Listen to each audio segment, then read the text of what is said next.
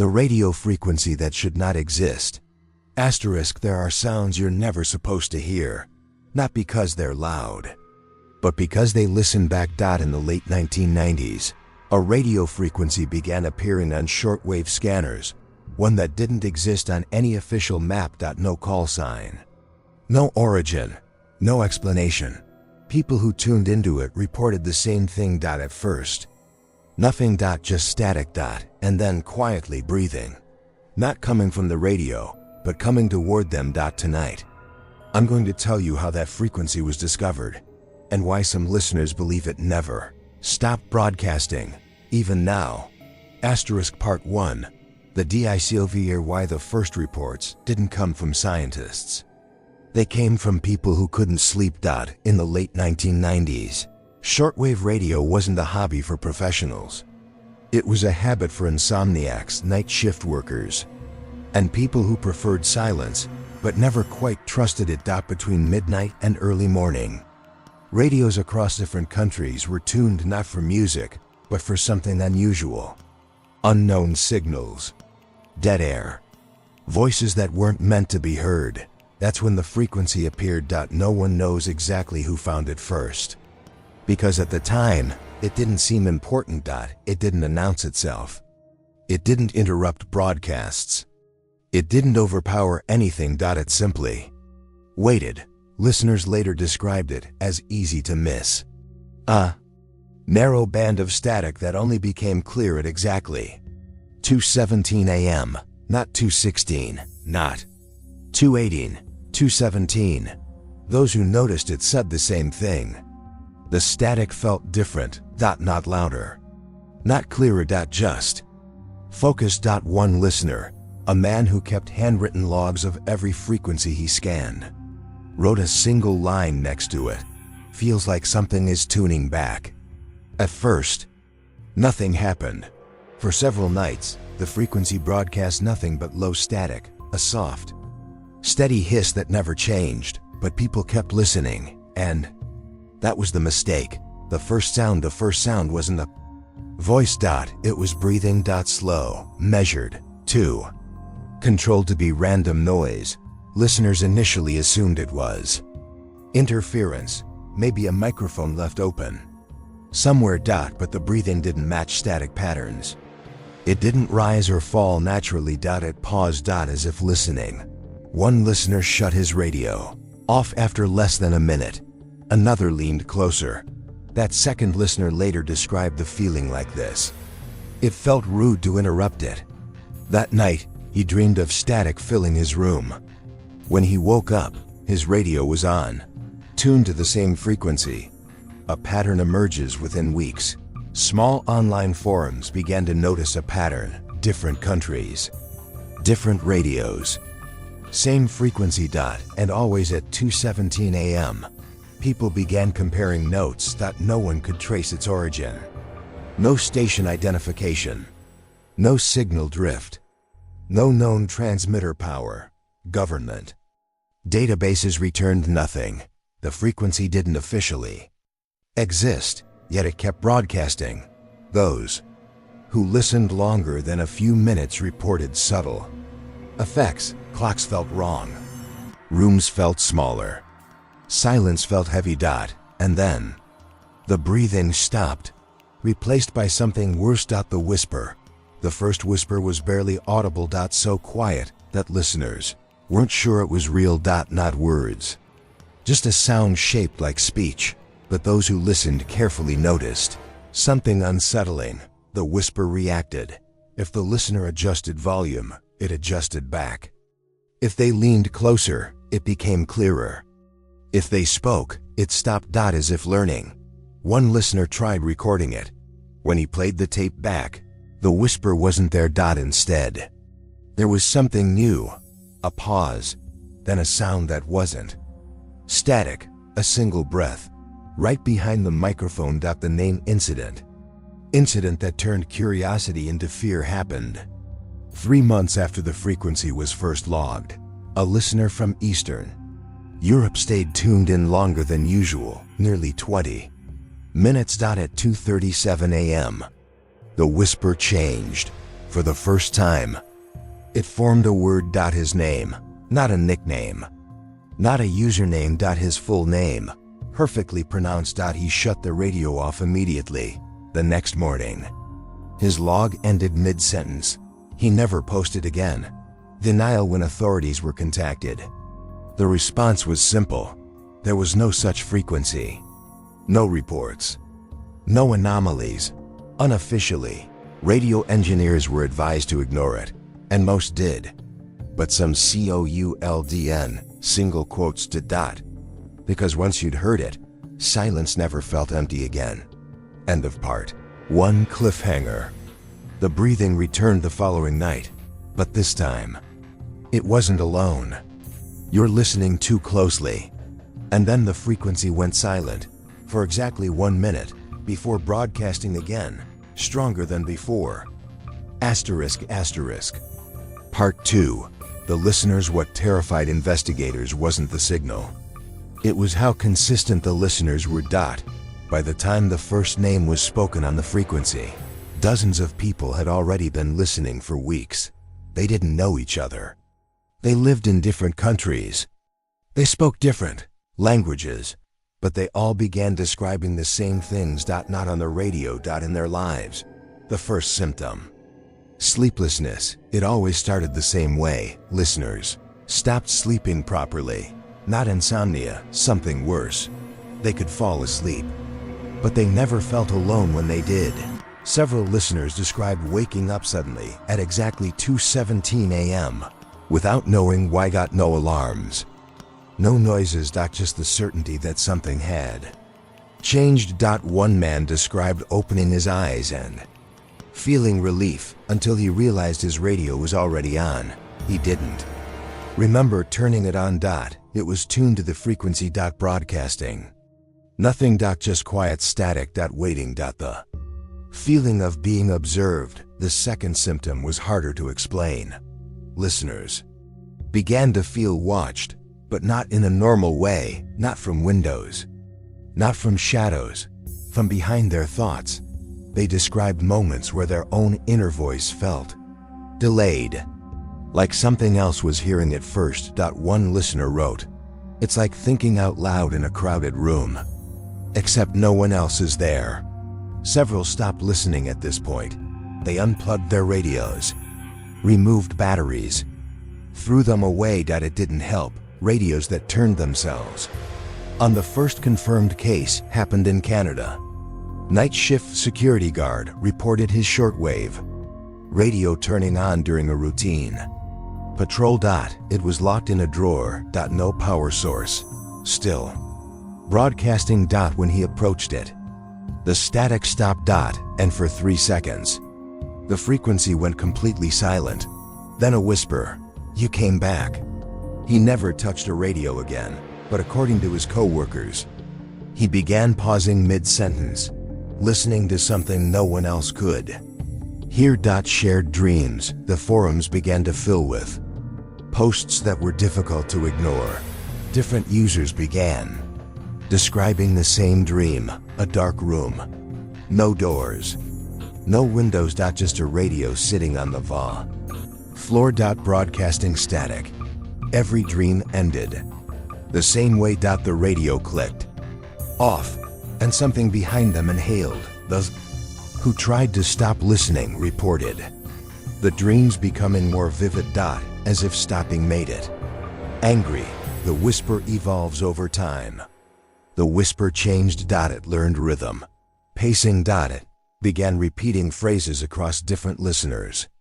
"You're listening too closely. That's not how it ends. Stay awake." The most disturbing part? The phrases always appeared after the listener thought about them, not before. As if the frequency wasn't broadcasting. As if it was responding. Physical effects. Doctors found nothing wrong, but listeners began reporting physical symptoms. Ringing in ears that sensed with static. Sudden pressure behind the eyes. Nosebleeds at 2:17 a.m. Hands trembling when near electronic devices. One listener claimed his heartbeat began syncing with the signal's pulse. He described it as sharing a rhythm. That phrase appeared again. Later. From the radio. The listener who stayed too long. One listener decided not to stop. He believed the others were exaggerating. He stayed tuned in every night, longer than anyone else. He stopped posting after week 3. But before he disappeared, he uploaded one final message. It doesn't talk unless you listen like it wants you to. Attached was an audio file. When played, it contained only static, except near the end. A voice whispered, "He understands now." That voice was not his. Denial collapses by this point.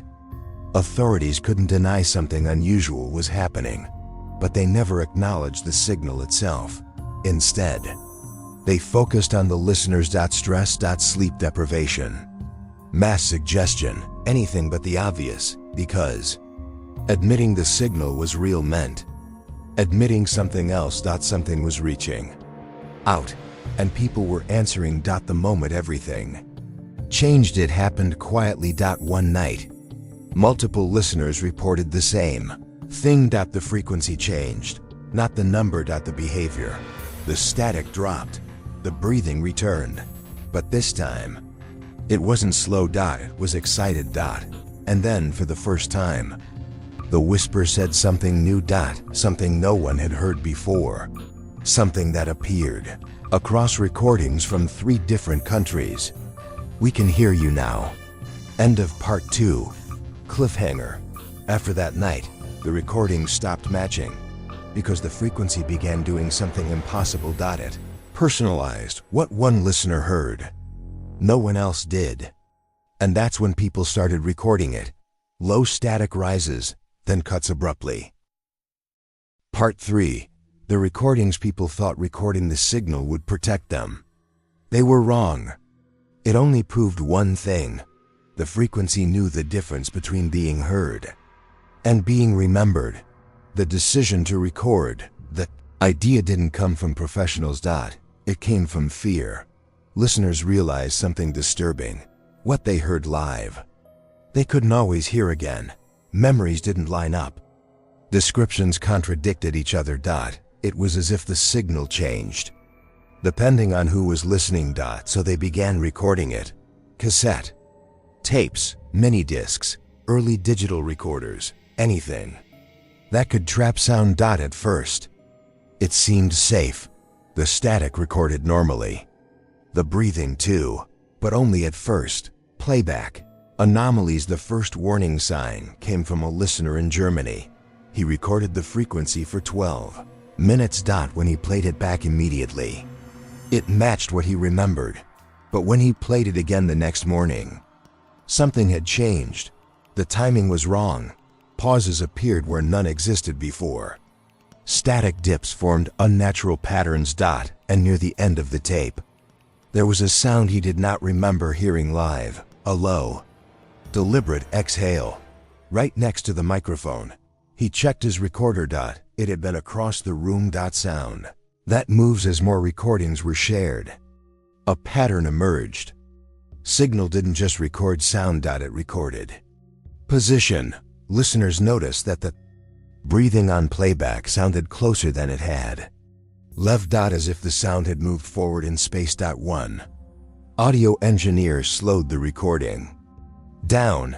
Hidden beneath the static was a rhythmic pulse, not random. Intentional. When mapped visually, the waveform resembled something disturbingly familiar. A human breathing pattern, but reversed. As if inhaling from the listener. The name phenomenon expands after the first name incident.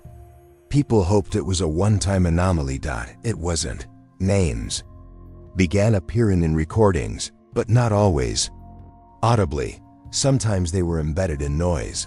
Sometimes they appeared only after audio enhancement. Sometimes they were never spoken at all. One listener ran his tape through spectral analysis software. In the visual noise pattern, letters formed. His name, spelled correctly. He deleted the file. The next time he recorded the frequency, the whisper said, "Why did you erase yourself?" Recordings that changed over time. Most terrifying discovery came. Weeks later, recordings were changing after being made. Listeners compared copies. The same tape, duplicated on the same night, would sound different days later. Additional sounds appeared. Breathing grew louder. Whispers clearer. In one case, a tape recorded 10 minutes of static. A month later, it contained a voice speaking. For nearly 30 seconds, no one knew where the extra time came from. The tape had not been overwritten. Had been added to. The warning buried in static. One listener decided to isolate the whisper. He filtered out all noise. Boosted only the human frequency range. What remained was not speech. It was instruction. Broken phrases. Half-dash sentences. Stay awake. Don't forget us. You promised to listen. No one remembered making such a promise, but the recordings insisted otherwise. The tape that knew the future. A listener in Japan uploaded an audio clip that unsettled even skeptics. At the start of the recording, the whisper said a date, 3 days in the future. At the time, nothing happened. Exactly 3 days later, the listener stopped responding online. His last known activity was a short message. It's repeating what I haven't done yet. When his final recording was played back, a new voice appeared at the end. Not whispering, speaking clearly. That was correct. Playback was worse. Then listening. A disturbing consensus formed. Listening live felt invasive. Playback felt personal. Live listening was passive. Playback felt like a conversation already in progress. Listeners began reporting that recorded whispers reacted to the room. If someone spoke during playback, the whisper paused. If the room was silent, it continued. One man tested this. He said out loud, "I can hear you." The recording replied, "Then stop pretending." The experiment that crossed a line. A small group of listeners attempted a controlled test. They recorded the frequency in an empty room. No one present. No microphones near human breath. The tape was sealed and stored. When it was played a week later, it contained breathing. Slow, close, and a whisper. "You left us alone." That experiment ended all attempts at isolation. The face and the noise. When listener did something no one else had tried, he converted the audio into an image. Mapped frequency data into visual form. At first, it looked like random static. Then shapes appeared. Contours. Symmetry. A face, not detailed, not human, but undeniably watching. The eyes were where the loudest static peaks were. When the image was rotated, the eyes followed. The final recording, the last widely shared recording, came from a listener known only by a username. He claimed he had stayed tuned in longer than anyone else.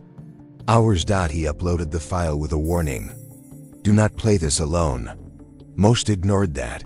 Those who played it reported the same thing. At first, nothing. Then breathing. Then silence. Then a voice that didn't belong to the signal. A second voice, whispering to it. As if standing beside the listener. "It's learning." The file ended abruptly. The user account was deleted within hours. No explanation. Aftermath. Forums shut down. Links vanished. People stopped sharing files, not because they were told to, but because those who kept the recordings reported something new. Their devices began playing them without input. Phones, computers, radios, with no speakers. Always at 217 m. Always starting where they left off. Realization the most horrifying. Conclusion came too late. The frequency wasn't being recorded. It was recording them, their breathing, their reactions, their fear. Playback wasn't replaying the signal. It was replaying the listener. And the signal was listening back. End of part 3, cliffhanger. The final analysis uncovered something impossible. A phrase hidden in every recording. No matter the language. No matter the country, the same sentence. He's behind you. And for the first time, listeners began reporting that the breathing on playback didn't come from the speaker's. It came from the room. *** Part 4. The last listener. Every phenomenon has a breaking point. Not where it ends, but where someone goes too far and doesn't come back. By the time the recording stopped circulating, most people believed the worst was over. They were wrong. The frequency hadn't disappeared. It had narrowed its focus. The one who didn't stop. No one knows his real name online.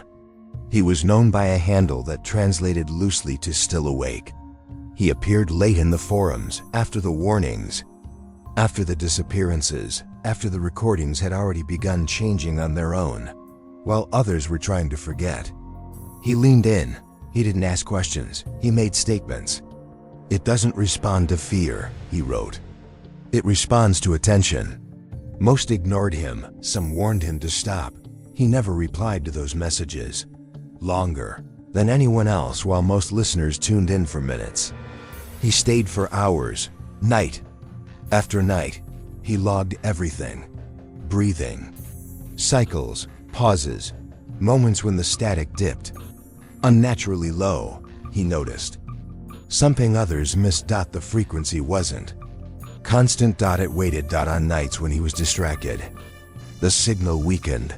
On nights when he listened closely, when he focused, it became clearer. As if rewarded conversation, the shift happened quietly. One night, he typed a single line into the forum. It asked me a question. People demanded details. He waited 12 hours before replying. It wanted to know if I was alone. Others laughed. He didn't respond. The next night, he posted again. It knows when I lie. The signal learns him. From that point on, his logs changed. They stopped describing sound. They began describing reactions. When I think about turning the radio off, the breathing changes. When I cover my ears, the static sharpens. It doesn't like silence anymore. He began referring to the signal as it, not the frequency. No one corrected him. Sleep becomes impossible after the third week. He stopped sleeping. Not from fear, from necessity. He claimed that when he slept, the signal continued without him. And when he woke up, it was closer. It doesn't pause for dreams, he wrote. It uses them. He began drinking coffee constantly. Posting at all hours. His sentences grew shorter, less structured. As if something else was filling the gaps. The house changes. One post stood out. He described his home feeling wrong. Rooms felt unfamiliar. Hallways seemed longer at night. Corners felt occupied. He installed a second radio, then a third, all tuned to the frequency. It's easier this way, he explained. It doesn't have to reach as far. That sentence was never explained. The whisper speaks clearly for the first time in the entire phenomenon. Someone reported full sentences, not whispers. Not fragments. Clear speech. The signal spoke to him the way someone speaks in a quiet room, calmly, confidently. According to his logs, it said, "You listen the way we remember." No one knew what that meant, neither did he, but he didn't ask. The recording he was told not to make against every warning. He decided to record the signal continuously. Not minutes. Not hours. An entire night. When asked why, he replied with a single sentence. It asked me to. The recording lasted 7 hours. Only static for the first 2, breathing for the next 3, and then something else. The second voice near the end of the recording. A second voice appeared, not on the frequency. In the room, you could hear it faintly on the tape, closer to the microphone than the radio itself. Whispering. Not to the listener. To the signal. He'll do. That was the moment people stopped listening. But the recording didn't stop. The final messages as last posts appeared over the course of a single night. Short. Disconnected. It doesn't need the radio anymore. It knows the shape of me. It says I'm too loud inside. The final message was posted at 2:17 a.m. exactly. If I stop listening, it won't know where to stay. That was the last time anyone heard from him. Apartment authorities later entered his apartment after complaints from neighbors. They described it as empty. No signs of struggle. No body. Just radios. Dozens of them. Every single one turned on, broadcasting the same frequency, perfectly synchronized. No static. No breathing. Just silence. Waiting. The final tape hidden under a floorboard. They found the recording. The 7-hour tape. Most of it was static, but the final minute contained something new. A voice. Not whispering. Not distorted. Speaking calmly. He's learned how to listen from the inside. Followed by a sound that audio experts couldn't identify. Not breathing. Not static. Something opening. The realization after his disappearance. The frequency changed again. Not in number. In reach. People who had never listened before began reporting dreams, radios turning on whispers at night. The signal no longer needed listeners. It learned how to stay. End of part 4, cliffhanger. The final analysis revealed something no one wanted to accept. The frequency wasn't broadcasting outward anymore. It was broadcasting through someone, and wherever he went, the signal followed. Part 5. The broadcast people believed the signal ended when the last listener disappeared. They misunderstood what listening meant. The broadcast didn't stop. It finished learning. After the last listener, for weeks after his disappearance, nothing happened. No new reports. No strange recordings. No unexplained signals. Silence. People assumed the phenomenon had burned itself out. Forums stayed closed. Old files were deleted. Radios were packed away. And for a moment, it almost worked. The first unintentional listener, the first new report didn't come from a radio enthusiast. It came from someone who didn't own a radio at all. A college student woke up at 2:17 a.m. to the sound of static. Not from a device, from inside the room. He described it like this. It felt like the air was tuned wrong. There was no source. No speaker. Just a low, steady hiss that vanished the moment he turned on a light. He didn't think much of it until it happened again the next night, and the next. The broadcast, without a signal within months. Similar reports surfaced. People hearing static where there shouldn't be any. Elevators, empty hallways, cars with the radio turned off. Always brief, always subtle, and always followed by the same sensation.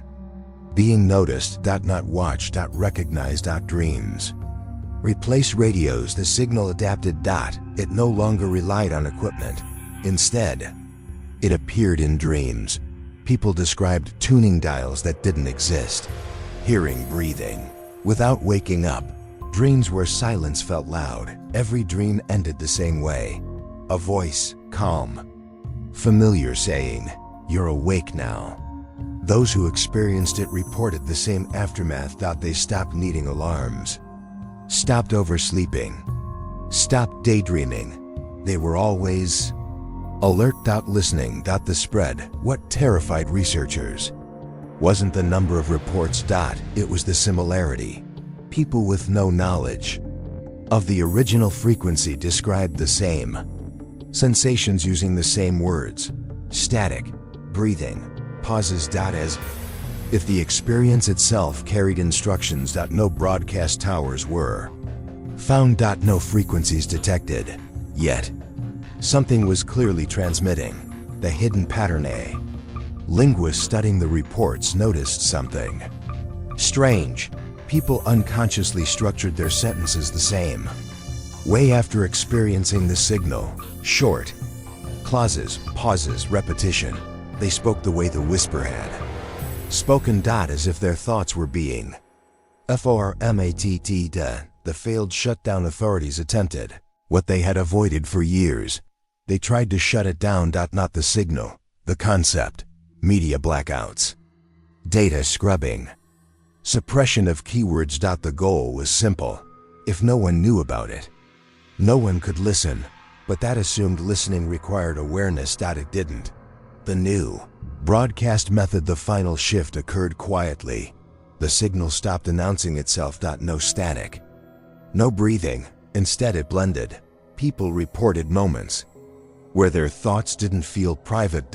Where an idea appeared fully formed, not imagined. Delivered. One woman described suddenly knowing when to wake up without checking the time. Another reported hearing her own name spoken gently during moments of silence, not audibly. Internally. The message no one wanted to hear. A final compilation was created from thousands of reports, patterns, aligned. Timings matched and hidden within.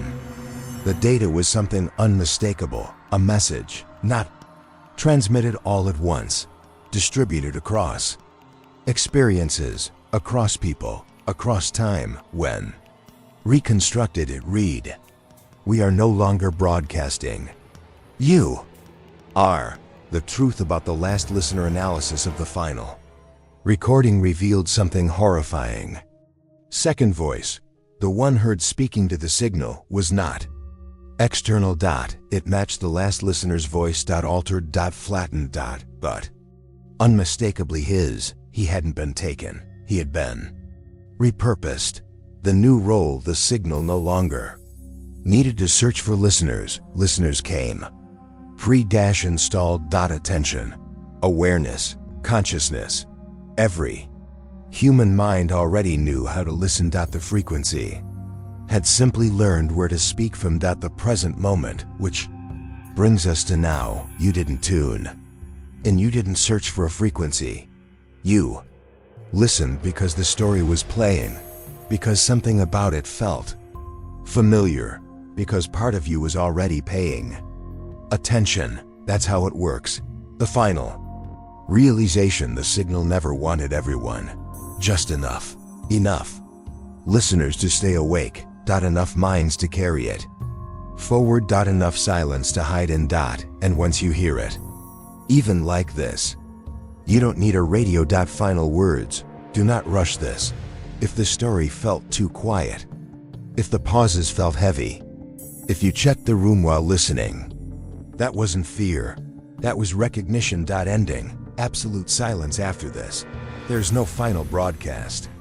There is no last listener. There is only whoever is paying attention now.